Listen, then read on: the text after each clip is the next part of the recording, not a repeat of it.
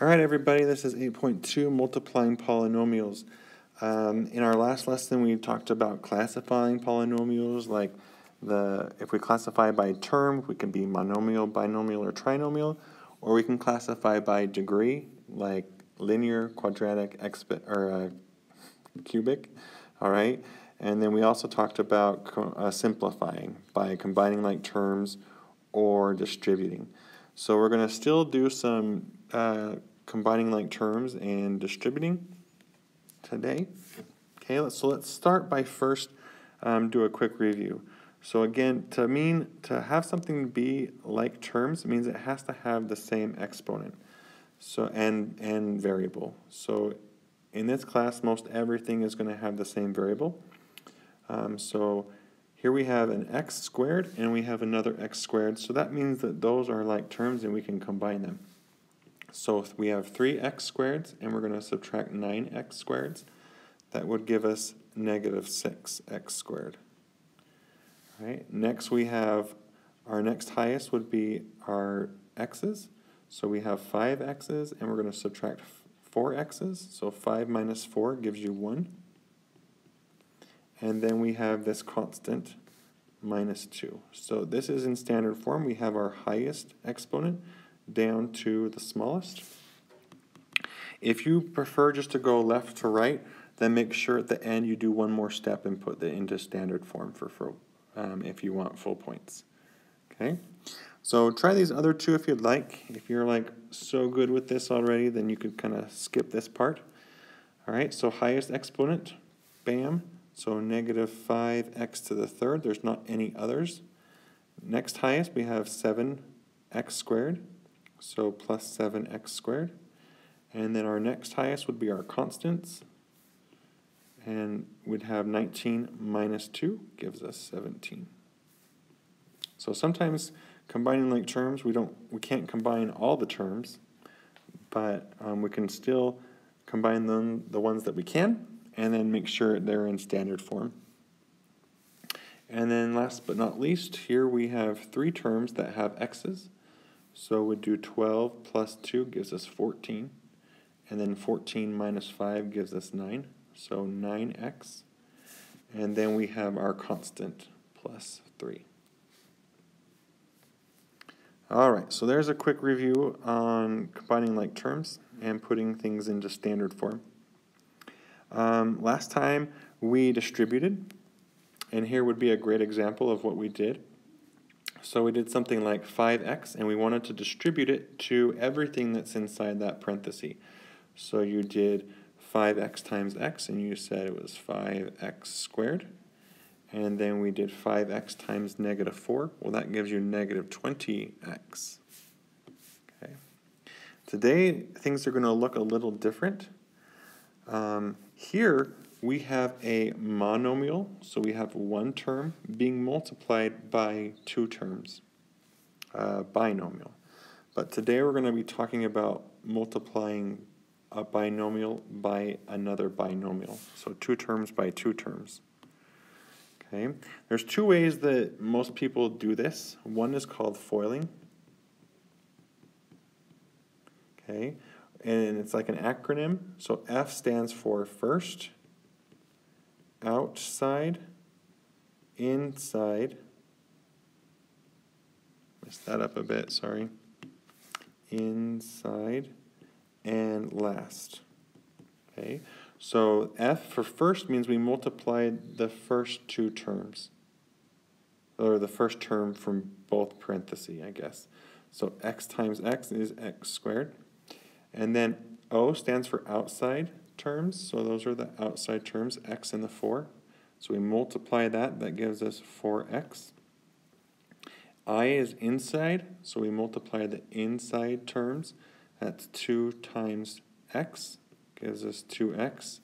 And then 2 times 4, that's our last terms in both of those parentheses, and we get plus 8. All right? Are we done? No, because we have terms that can be combined. So when we're all done, we should have x squared plus, well, 4 plus 2 gives us 6, and then we have our constant. Okay, so that is called foiling. Another way is called the box method. Okay, if you're going to do a box method, we look at our terms and we see how many there are. So since it's a binomial, meaning we have two terms, and another binomial, two terms, then we're going to make a box that is 2 by 2. Okay, and you're going to take those terms, for the first parenthesis, you'll write it on the top, and the other will do it on its side. And then all you need to do is do it like a multiplication table. So x times x is x squared. That's really fat. Sorry, give me a sec. X squared. And then we would do x times 2. That gives us 2x. 4 times x gives us 4x. And 4 times 2 gives us 8. Once you have that, we add all of the boxes. So we have x squared. There's no other x term, x or like terms. Next we have our x's, and so that's 4x plus 2x. Well, that gives you 6x. And then we have our constant. If you multiply the binomials, if they're in standard form, when you multiply it, it will always have this kind of like diagonal kind of feel. All right, something like that. All right, so I will probably do a little bit doing it different ways. You can choose what way you want. Okay, I think I'll probably just do box method for most of them. So we already did this one. That one's the one above. So we'll skip that one. We'll go to B. If I want to do my box, it's a 2 by 2. So we have x plus 5, and we have an x minus 2. And we just do our multiplication. I really like the box because it kind of keeps it organized. So like x times x is x squared, x times 5 is 5x, negative 2 times x is negative 2x, and then negative 2 times 5 is negative 10. Combine like terms, add them all up, so we have x squareds. We have our x's, that gives us 5 minus 2, gives us a positive 3, and then we have minus 10. All right. Here's another example. Pause and give this one a try. So we have x minus 2 and x minus 4. Multiplication table, x times x is x squared. X times negative 2 is negative 2x. Negative 4 times x is negative 4x. And then negative 4 times negative 2 gives us a positive 8. Combine like terms, we have an x squared. We have negative 6x. And then we have plus 8. All right. I'm not sure that it's necessary to do much more. If you wanted me to do some doing foiling, you can watch these ones, or you can skip on, or you can practice. So if you do foiling, we do first to first, first to last. We do the inside, and then we do the last. Combine like terms.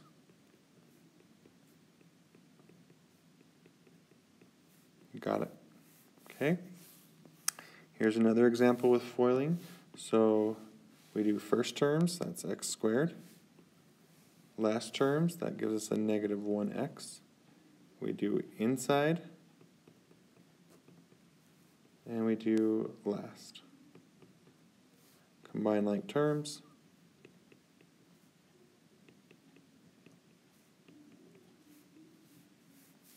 Okay, and last but not least, we do F for FOIL is first, O is outside, inside, and last. Okay, so remember the sign goes with it, so like negative 3 times a negative 2 gives us a positive 6. Combine like terms, and we get x squared minus 5x plus 6. All right, so that is when we are multiplying binomials where there's no coefficients, meaning there's no numbers in front of those x's. Sometimes we'll have ones where we will have coefficients. And we do the exact same thing. So if we're going to do foiling, we'll do 3x times x. That gives you 3x squared. 3x times 5, that gives us 15x. Inside, we'll do 1 times x, gives us plus 1x. And then 1 times 5 gives us plus 5. Combine like terms. So we have 3x squared plus 16x plus 5. All right? Again, when we multiply like coefficients or numbers, like the 3 and the 5, we multiply just like normal, 3 times 5. Again, if we're multiplying like an x times an x, and we kind of learned about that when we did exponent rules. If you expand x squared, that's x times x. So here we have x times x is x squared. All right, I'm going to do one using the box method. So again, we have 2 terms and 2 terms, so we'll need to have a 2 by 2 box. We have a 7x plus 2 and an x minus 4. Multiplication, so x times 7x gives us 7x squared. X times 2 is 2x. Negative 4 times 7x is a negative 28x. And then negative 4 times 2 ends up giving us negative 8. So we have our x squareds, that's our 7x squared. We have our x's, that gives us a negative 26x. And then we have our constant, minus 8. All right, here's another example. Maybe we'll do, we'll do foiling again. So if we're going to do the first to the first, so negative 3 times 2, that gives us a negative 6, and x times x is x squared. And we'll do negative 3 times negative 1. So just remember, negative times a negative will give us a positive, so plus 3x. And then we'll do inside, so negative 4 times 2x gives us a negative 8x. And then we'll do last.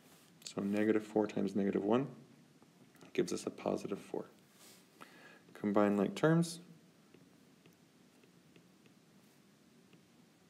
We get minus 5x, and we're good. Okay, so if you have any questions on doing these, again, I would suggest doing one or the other. Don't mix it up. Do box method or use foiling. Sometimes I think foiling maybe is a little faster because you don't have to like rewrite. You don't have to rewrite the binomials, and you don't have to draw the box. But in some ways, it's really nice to do the box because it keeps it organized. So both are good. All right. We're also going to talk about what happens if we multiply a binomial by a trinomial. So again, you can use either method. Foiling, I mean, like what the FOIL stands for won't really apply, but you still do the same sort of thing. When we did foiling, we took this term and we multiplied it by everything that's in the second term. And then we did our second term and we multiplied by everything in the second parenthesis. So if you want to FOIL, you'll do the same sort of thing. We'll do x times x squared. Well, that is x to the third. Again, if we multiply like bases, we'll add their exponents. So this is like 1 plus 2 is 3. And then we do it to the next term, which is x times x. So that gives you plus x squared. And we'll do x times negative 6. So that's minus 6x. And then we'll do our second term in our binomial, first binomial, will be 5 times x squared. So that's plus 5x squared. And then 5 times x gives us a plus 5x. And then 5 times negative 6 gives us a negative 30. And then we need to combine like terms. So our highest is x squared, or x to the third. Next we have our x squareds. So that's 1x squared plus 5x squared gives us 6x squareds. And then we have our x's. So that's negative 6 plus 5 gives us a negative 1x. And then we have our constant. All right. If you're doing a binomial times a trinomial, sometimes I think the box method is nice because it keeps it organized when you get these big, like a lot of different terms. So let's practice it with a box method. So we have a 2 terms by 3 terms. So we'll need to do a box that is 2 by 3. And it doesn't really matter which one you do. If you choose it to be 2, like we'll just write our 2x minus 4. It doesn't need to be organized this way, but you sure could. It won't really make much of a difference. And then on the top, I'm going to do my 2x squared plus 3x minus 1. And then I'm going to do my multiplication table. So 2x times 2x to the 2. Okay, so again, we multiply the coefficient. So 2 times 2 is 4. And then x times x squared will give us x to the third.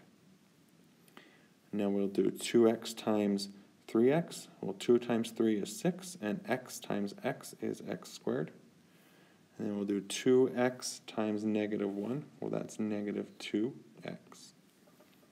And then our next row, we'll do negative x, or negative 4 times 2x squared, so that's negative 8x squared. And then negative 2 times 3x gives us a negative 12x. And then negative 4 times negative 1 gives us a positive 4. All right, and then if we're going to combine like terms, our highest here is our 4x to the third. And then we have our x squareds.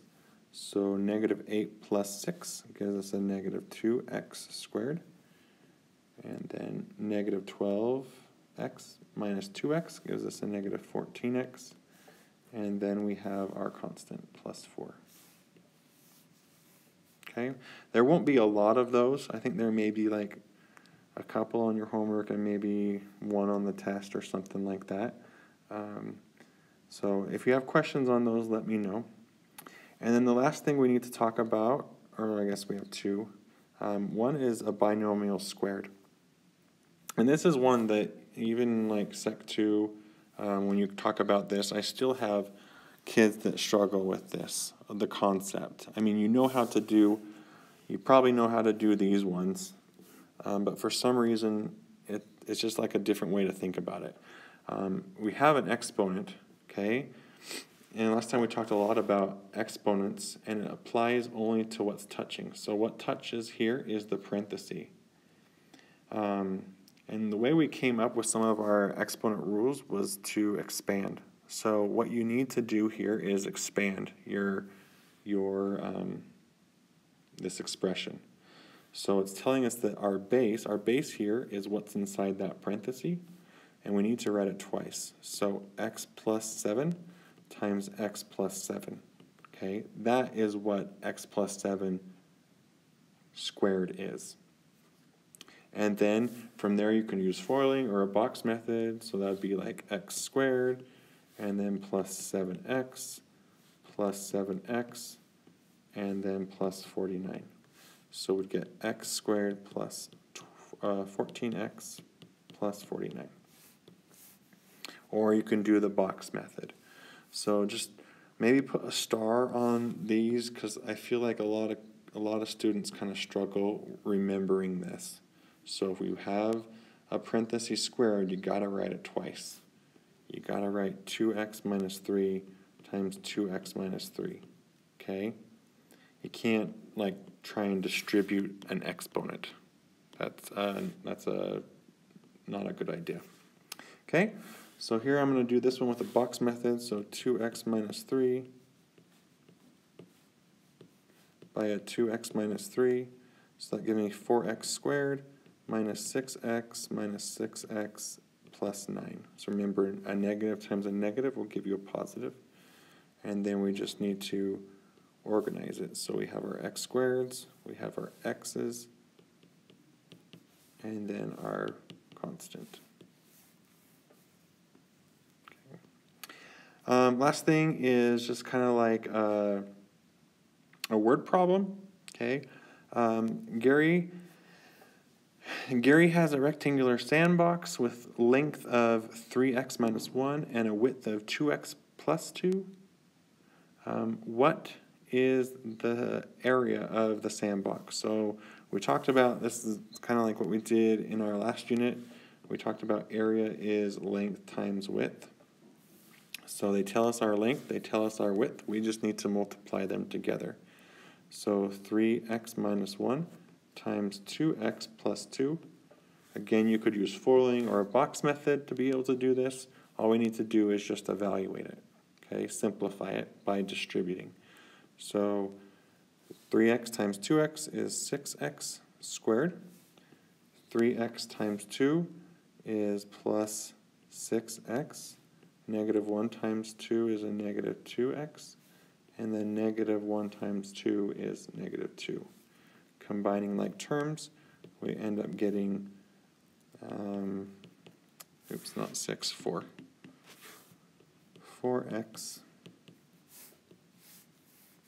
So 6x squared plus 4x minus 2. And that's what you end up getting. So it's just like the same problems that we've been doing above, except just kind of in a word problem. Okay? If you have questions, love to help you out. All right, we'll see ya.